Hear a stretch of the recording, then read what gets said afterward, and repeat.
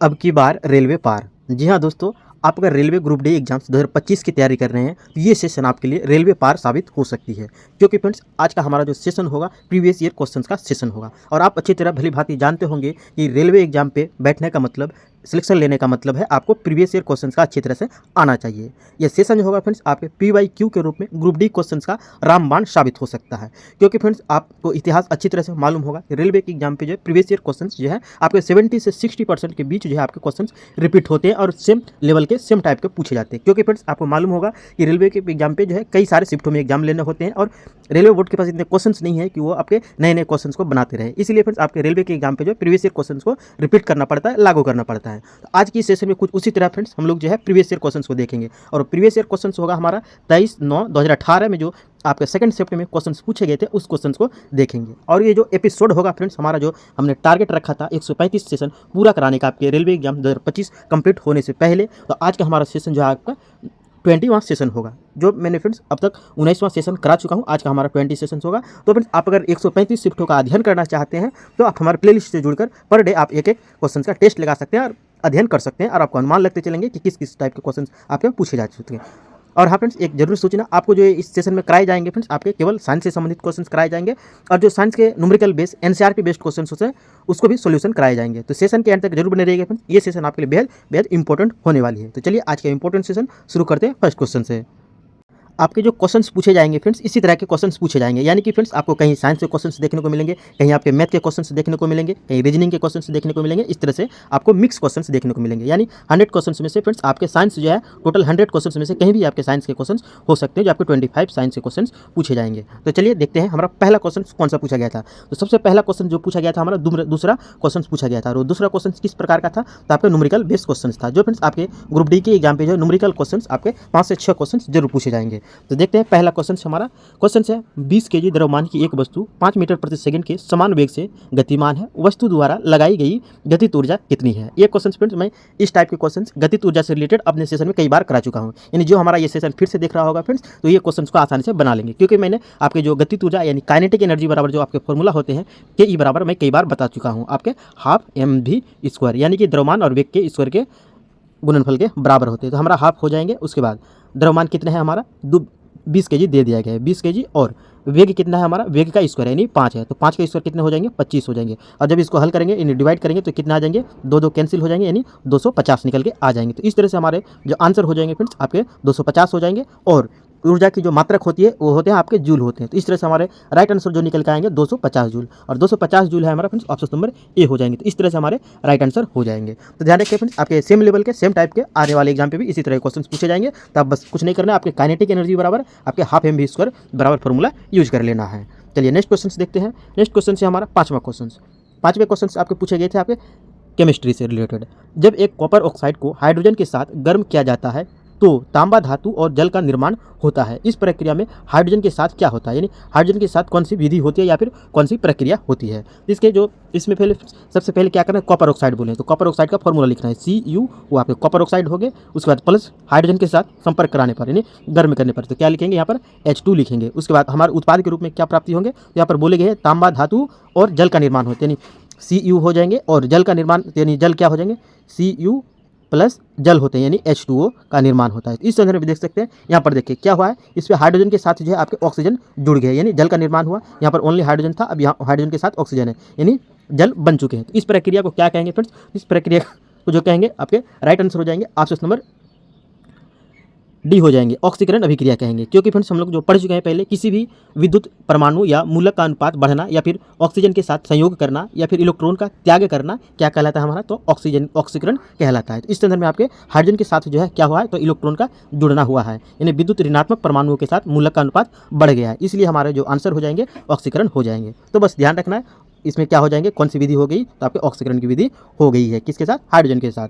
Next question से हमारा next question हो जाएंगे आठवें क्वेश्चन आपके पूछे गए हैं, निम्नलिखित तत्वों में से किसमें सबसे बाहरी सेल भरा हुआ है। आपके ऑप्शन दिए गए हैं, निम्न तत्वों में से किसमें सबसे बाहरी सेल भरा हुआ है। तो इसमें से फ्रेंड्स आपको मैं बता दूं, आपके जो आवर्त सारणी होते हैं, आवर्त सारणी के जो 18वें समूह के तत्व हैं, शून्य वर्ग के जो तत्व हैं, वो आपके अष्टक पूर्ण होते हैं, यानी उसका जो समूह जो होते हैं आपके पूर्ण अष्टक होते हैं। तो इनमें से जो फ्रेंड्स आपके 18वें समूह के जो तत्व होंगे वही आपके राइट आंसर हो जाएंगे। तो इनमें से फ्रेंड्स आपके 18वें समूह में कौन कौन से तत्व आते हैं उसको एक बार देख लीजिए। तो इसमें देखिए आपके हीलियम हो जाएंगे, नियोन हो जाएंगे और आर्गन हो जाएंगे। ये तत्व जो है फ्रेंड्स आपके 18वें समूह के अंतर्गत आते हैं। इनके अलावा जो आपके क्रिप्टॉन होते हैं, ये भी आपके 18वें समूह के अंतर्गत आते हैं। तो ध्यान रखिएगा, हीलियम एटॉमिक नंबर 2 होते हैं, नियोन के 10 होते हैं, आर्गन के 18 होते हैं और क्रिप्टॉन के कितने होते हैं, तो 36 होते हैं। इस तरह से आपके हो जाएंगे आपके किस समूह के तत्व हैं, तो 18वें समूह के तत्व हैं। तो सीधा सा क्वेश्चन ध्यान रखिएगा फ्रेंड्स, आपके 18वें समूह के तत्व जो होते हैं उनके अष्टक पूर्ण होते हैं, क्योंकि फ्रेंड्स आप इनके इलेक्ट्रॉनिक विन्यास करेंगे तो सबके आखिरी में जो है अष्टक पूर्ण मिलेंगे, इसी वजह से आपके राइट आंसर हो जाएंगे।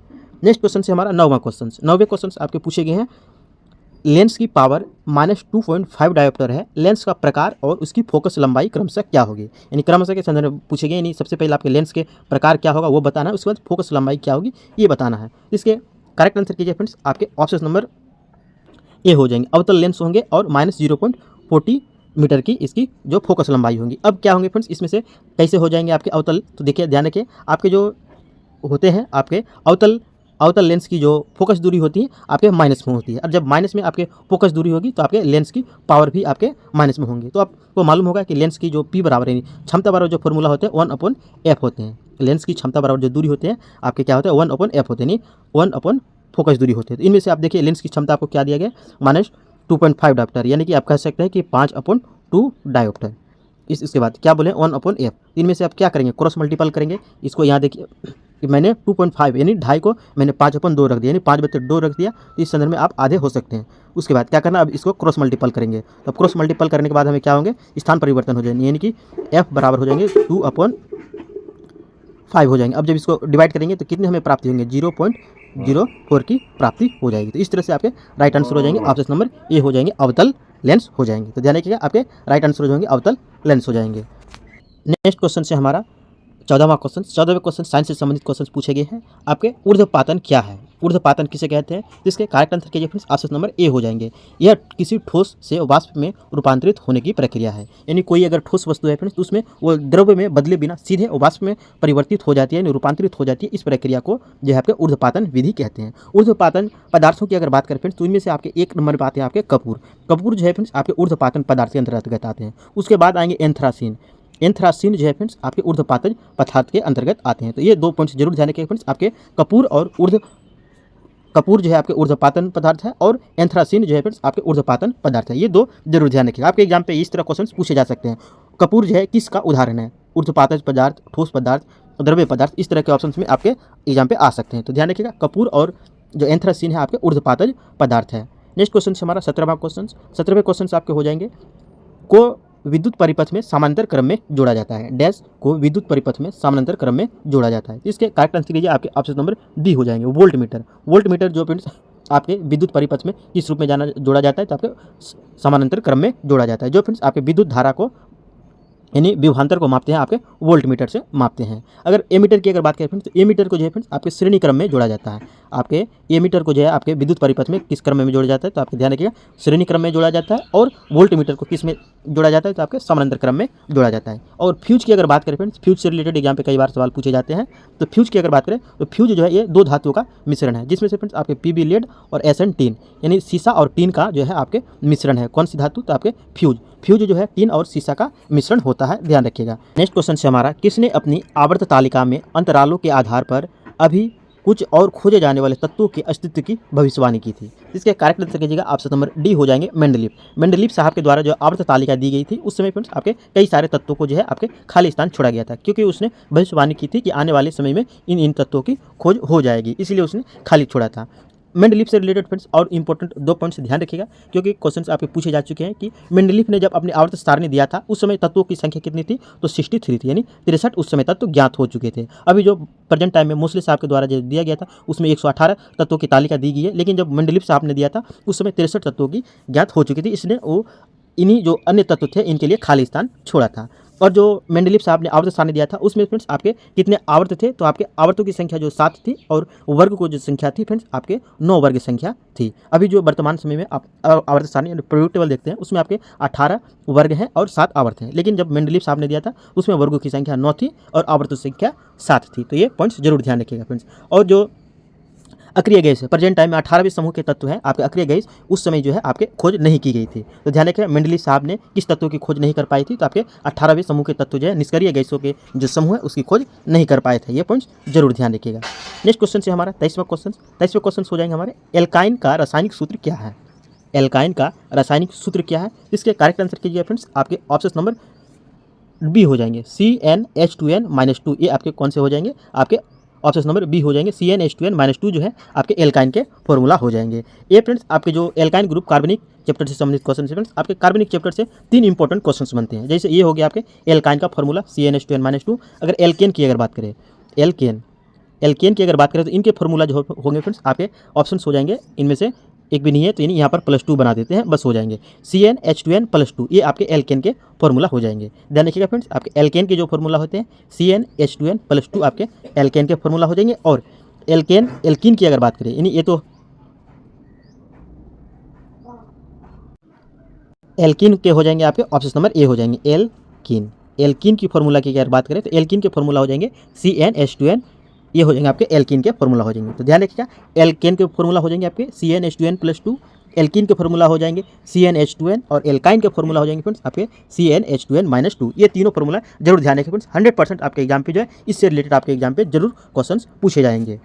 नेक्स्ट क्वेश्चन हो जाएंगे 35वां क्वेश्चन। 35वें क्वेश्चन से आपके पूछे गए हैं न्यूमेरिकल क्वेश्चन। अब तक हमारा जो न्यूमेरिकल क्वेश्चन होगा फ्रेंड्स तीसरा क्वेश्चन हो जाएगा। तो फ्रेंड्स आपको अगर हमारी सेशन पसंद आ रही है, आपके लिए सेशन हेल्पफुल हो रही है, कंटेंट अगर पसंद आ रही है फ्रेंड्स, तो सेशन को एक लाइक और एक शेयर जरूर कीजिएगा। और आप अगर हमारे इस उद्धव क्लासेस पर नहीं है तो उद्धव क्लासेस को सब्सक्राइब कर लीजिएगा और बेल आइकन को भी प्रेस कर दीजिएगा ताकि आपको हमारे आने वाले इसी तरह के इंपॉर्टेंट वीडियो कॉन्फ्रेंस आप तक पहुँचते रहे। नेक्स्ट क्वेश्चन से हमारा 35वां क्वेश्चन, 1 kg द्रव्यमान की एक वस्तु में जमीन के सापेक्ष 2 जूल की स्थितिज ऊर्जा होती है, यह निम्नलिखित ऊंचाई पर होगी, यानी किस ऊंचाई पर जो होगी आपके 2 ऊर्जा की प्राप्ति होगी, जो 2 जूल की ऊर्जा की प्राप्ति होगी। और गुरुत्व जनित आपको 10 मीटर प्रति सेकंड मानना है। स्थितिज ऊर्जा बराबर आपको फॉर्मूला मालूम होगा फ्रेंड्स, आपके जो पोटेंशियल एनर्जी होती है, पोटेंशियल एनर्जी बराबर जो आपके होते हैं mgh, ये आपके फ्रेंड्स आपके फॉर्मूला होते हैं। तो ये फॉर्मूला जरूर ध्यान रखिएगा।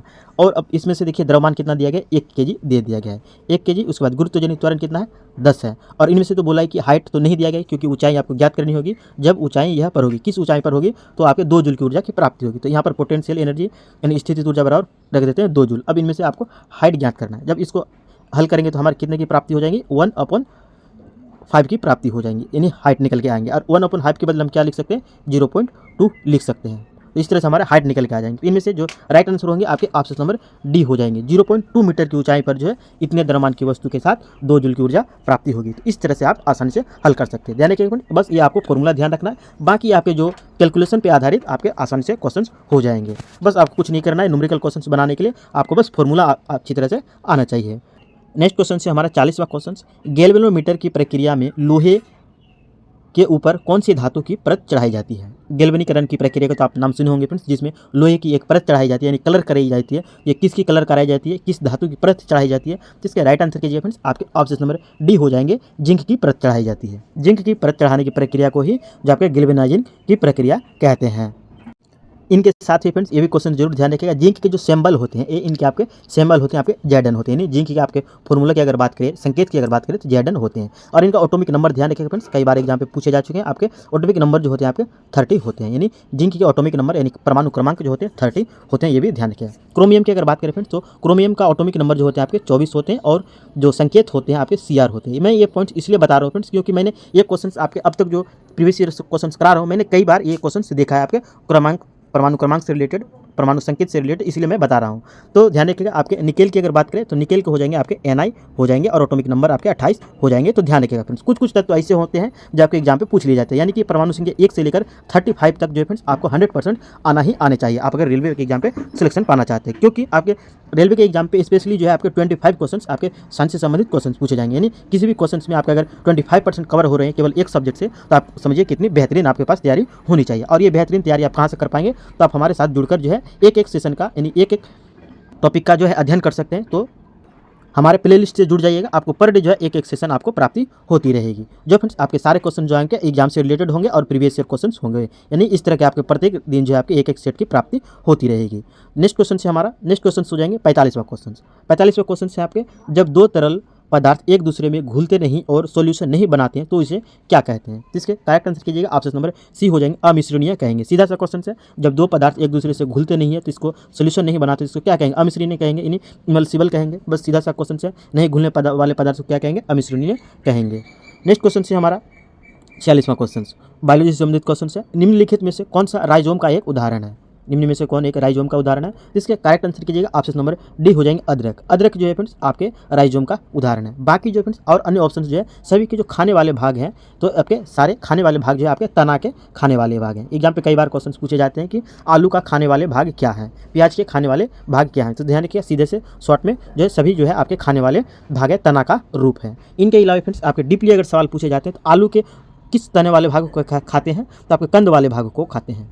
आलू के आपके किस भागों को खाते हैं, तो आपके कंद वाले भागों को खाते हैं। और प्याज के किस भागों का खाते हैं, तो हम लोग सल के कंद को खाते हैं। तो ध्यान रखिएगा आपके सल के कंद हो जाएंगे, क्या होंगे? आपके सल के कंद खाते हैं। ध्यान रखिएगा आलू के कंद खाते हैं, जबकि प्याज के सल के कंद खाते हैं। और अदरक के तो हो गया आपके कौन सा उदाहरण है, तो आपके राइजोम का उदाहरण है। नेक्स्ट क्वेश्चन से हमारा 51वां क्वेश्चन। 91 क्वेश्चन हो जाएंगे आपके साइंस से संबंधित क्वेश्चन से आपके सी 58 तत्व के डैश ब्लॉक का सदस्य है। ये सी जो है फ्रेंड्स आपके सीजीएम जो तत्व है 58वें तत्वों के किस ब्लॉक के सदस्य हैं, यानी इनका ऑटोमिक नंबर दे देगा आपका 58 है। ये किस से संबंधित होगा, यानी किस ब्लॉक से संबंधित होगा, तो इसके करेक्ट आंसर कीजिएगा, ऑप्शन नंबर सी हो जाएंगे आपके डी ब्लॉक से संबंधित है। सॉरी फ्रेंड्स आपके एफ ब्लॉक से संबंधित है। करेक्ट आंसर हो जाएंगे आपके ऑप्शन नंबर एफ ब्लॉक से संबंधित है। जो फ्रेंड्स आपके तत्वों को जो है आवर्त सारणी को फ्रेंड्स आपके 4 श्रेणियों में बांटा गया है, जिनमें से आपके एस ब्लॉक होते हैं, पी ब्लॉक होते हैं, यहाँ टी ब्लॉक होते हैं, और नीचे जो फ्रेंड्स आपके 2 आवर्त सारणी दिए गए ये आपके एफ ब्लॉक होते हैं। तो इन्हीं एफ ब्लॉक में से 58 वाला तत्व जो है फ्रेंड्स आपके एफ ब्लॉक के अंतर्गत आते हैं।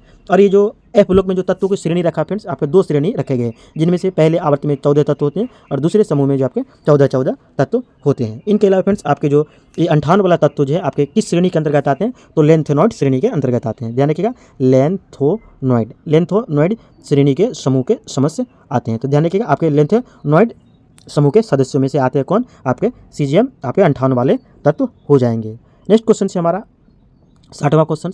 60वें क्वेश्चन हो जाएंगे आपके साइंस से संबंधित क्वेश्चन से आपके किसी तंत्रिका कोशिका के अक्षीय सिरे और दूसरे तंत्रिका कोशिका के ध्रुवासम बीच की संधि को क्या कहते हैं? इसके करेक्ट आंसर कीजिएगा, ऑप्शन नंबर ए हो जाएंगे। इसको क्या कहते हैं, तो इसको सिनेप्स कहते हैं। ध्यान रखिएगा क्या कहते हैं, सिनेप्स कहते हैं। जो आपके आकांक्षीय सिरे और दूसरे तंत्रिका कोशिका के ध्रुवासम के बीच की संधि को सिनेप्स कहते हैं। इनके अलावा फ्रेंड्स सिनेप्स वह माध्यम है जिसमें एक न्यूट्रॉन और दूसरे न्यूट्रॉन का मांसपेशी के बीच जो है सूचनाओं का आदान प्रदान होता है। यानी कि इसी सिनेप्स के माध्यम से जो है आपके एक न्यूरॉन से दूसरे न्यूरॉन के बीच यानी मांसपेशियों के बीच जो है सूचनाओं का आदान प्रदान होता है। किसके माध्यम से, तो आपके सिनेप्स के माध्यम से। ये भी जरूर ध्यान रखिएगा।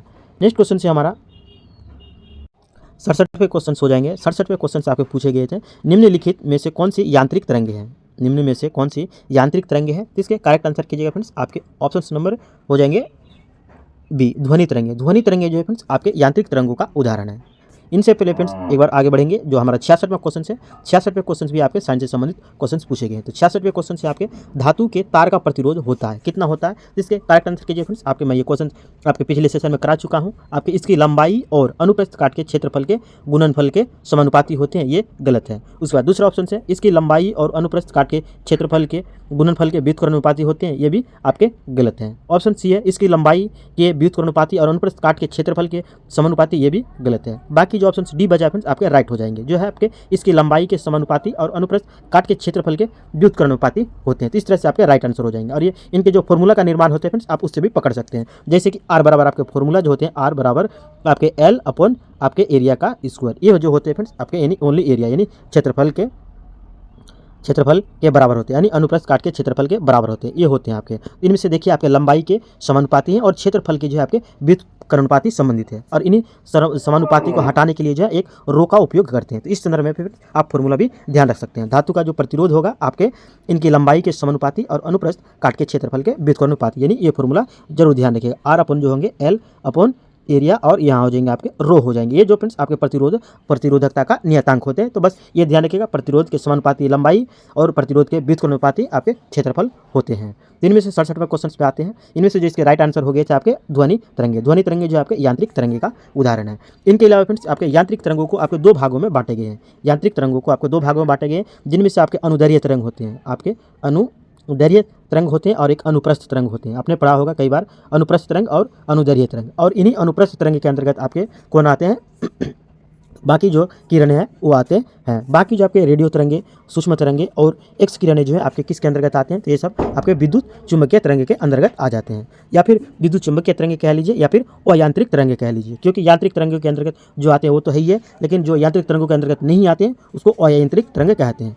तो ध्यान रखिए, रेडियो तरंगे, सूक्ष्म तरंगे और एक्स किरणें जो है आपके किसके अंतर्गत आते हैं? वो अयांत्रिक तरंगे कह लीजिए या फिर विद्युत चुम्बकीय तरंगे कह लीजिए। राइट आंसर हो जाएंगे। नेक्स्ट क्वेश्चन से हमारा 72वां क्वेश्चन से आपके क्वेश्चंस पूछे गए आपके समय के दौरान तार में विद्युत धारा के द्वारा ऊष्मा का निर्धारण डैश किसके द्वारा होता है? यानी अगर आपको समय दिया गया है और विद्युत धारा के संदर्भ में ऊष्मा का निर्धारण करना है, यानी हीट ज्ञात करना है, तो आपके किस फॉर्मूला का यूज किया जाएगा? इस संदर्भ में ये ध्यान रखिएगा, आपके H बराबर जो फॉर्मूला होते हैं RT/I² होते हैं। ऑप्शन नंबर सी हो जाएंगे आपके H बराबर जो आपके फॉर्मूला होते हैं, हीट बराबर जो फॉर्मूला होते हैं RT/I² के बराबर होते हैं। तो राइट आंसर हो जाएंगे ऑप्शन नंबर सी हो जाएंगे। इनके साथ में फ्रेंड्स आपके ये जो आपके कौन सा नियम के अंतर्गत आते हैं, तो इसका ध्यान रखिएगा, आपके जूल के तापन का नियम आते हैं। ये जो नियम होते हैं आपके कौन से नियम का उदाहरण? तो जूल के तापन का नियम होते हैं। ये जरूर ध्यान रखिएगा। आपके एग्जाम पे कई बार क्वेश्चन पूछे जाएंगे कि जूल का तापन का सिद्धांत कौन सा है, तो आपको ये फॉर्मूला पे आपका राइट आंसर लगाना है। नेक्स्ट क्वेश्चन हो जाएंगे हमारे 76वां क्वेश्चन। 76वें क्वेश्चन से आपके पूछे गए कौन से क्वेश्चन पूछे गए? आपके साइंस से संबंधित क्वेश्चन से आपके निम्न में से कौन ध्रुवीय सहसंयोजक बंध को दर्शाता है?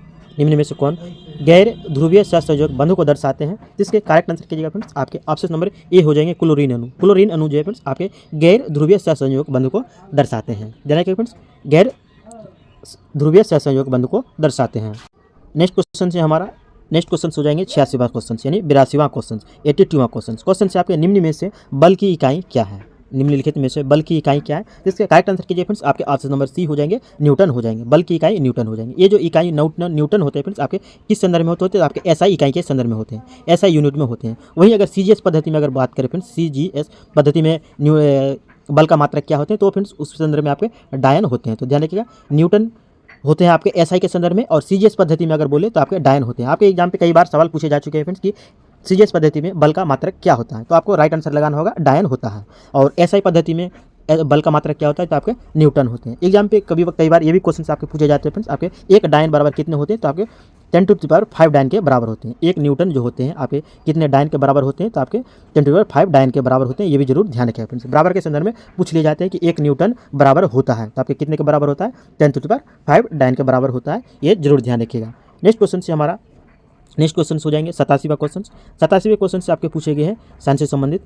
फ्रेंड्स आपको और ये सेशन पसंद आ रही है, हेल्पफुल हो रही है, तो सेशन को एक लाइक और एक शेयर जरूर करते चलिएगा।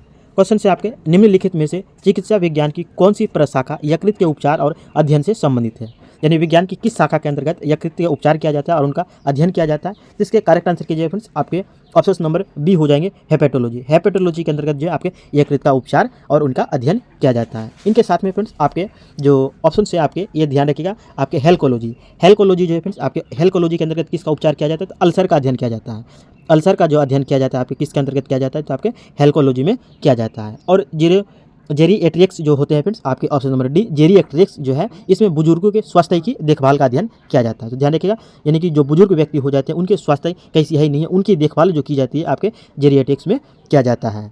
नेक्स्ट क्वेश्चन हो जाएंगे 89वां क्वेश्चन।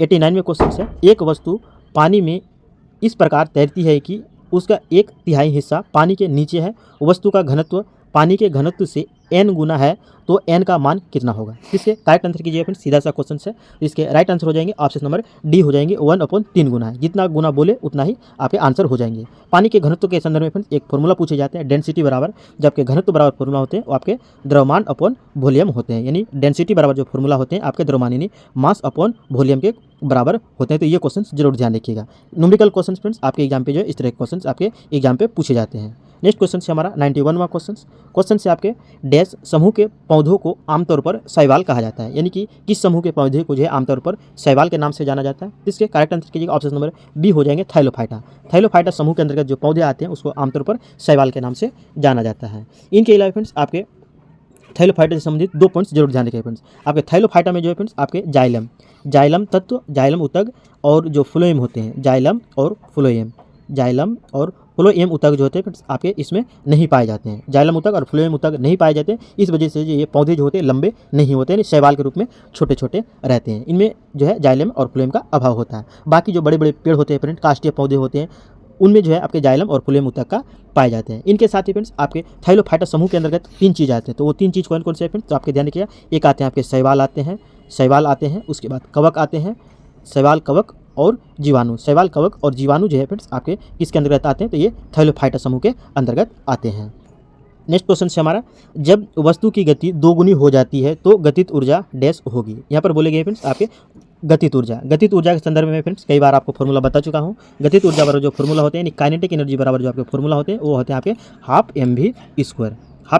अब इनमें से देखिए फ्रेंड्स आपके वेग का स्क्वायर है और यहाँ पर बोला गया है गति को 2 गुनी की जाती है। इसमें से क्या करेंगे हम लोग, वेग को 2 गुना करेंगे, तो हाफ हो जाएंगे, m हो जाएंगे और वेग को 2 गुना बोला इसलिए 2 इंटू अपॉन वेग का स्क्वायर करेंगे। अब इनमें से देखिए फ्रेंड्स आपके वेग का स्क्वायर तो होगा ही, साथ में आपके जो है 2 का स्क्वायर हो जाएंगे, यानी 4 हो जाएंगे, यानी वेग जो हो जाएंगे आपके 4 गुनी हो जाएंगे और इस संदर्भ में आपके हाफ इतना ही रहेंगे। इसमें से क्या बोला गया, इसमें क्या परिवर्तन देखने को मिल रहा है, ये वाले फॉर्मूला से और ये वाले फॉर्मूला से, तो इसमें 4 का परिवर्तन दिख रहा है। तो इस संदर्भ में आप कह सकते हैं ये जो है आपके 4 गुनी हो जाएगी। गतित ऊर्जा कितनी हो जाएगी, आपके 4 गुना हो जाएंगे। ये आपके काइनेटिक एनर्जी बराबर हो गया। इनमें से देखिए आपके हाफ mv स्क्वायर ओनली है और इनमें से देखिए आपके इसमें 4 गुनी आपको नजर आ रही है, यानी इस 4 को आप यहाँ भी रख सकते हैं। तो इस संदर्भ में आपको हो जाएंगे कितनी गुनी हो जाएगी, तो आपके 4 गुनी हो जाएंगे। इस तरह से आपके राइट आंसर हो जाएंगे, आपके 4 गुनी हो जाएंगे। तो बस सीधा सा आपको ध्यान रखना है, गतित ऊर्जा में वेग को जितना गुना करेंगे उसके वर्ग का गुना कर देना है, क्योंकि आपके फॉर्मूली बेस जो है आपके वेग का स्क्वायर दिया गया है। तो इस तरह से हमारे राइट आंसर हो जाएंगे। तो फ्रेंड्स हमारा इन 100 क्वेश्चंस में से सभी क्वेश्चन समाप्त हुआ जो साइंस से संबंधित क्वेश्चन पूछे गए थे। तो फ्रेंड्स अब हमारा ये सेशन समाप्त हुआ। अगर ये सेशन आपको पसंद आई है,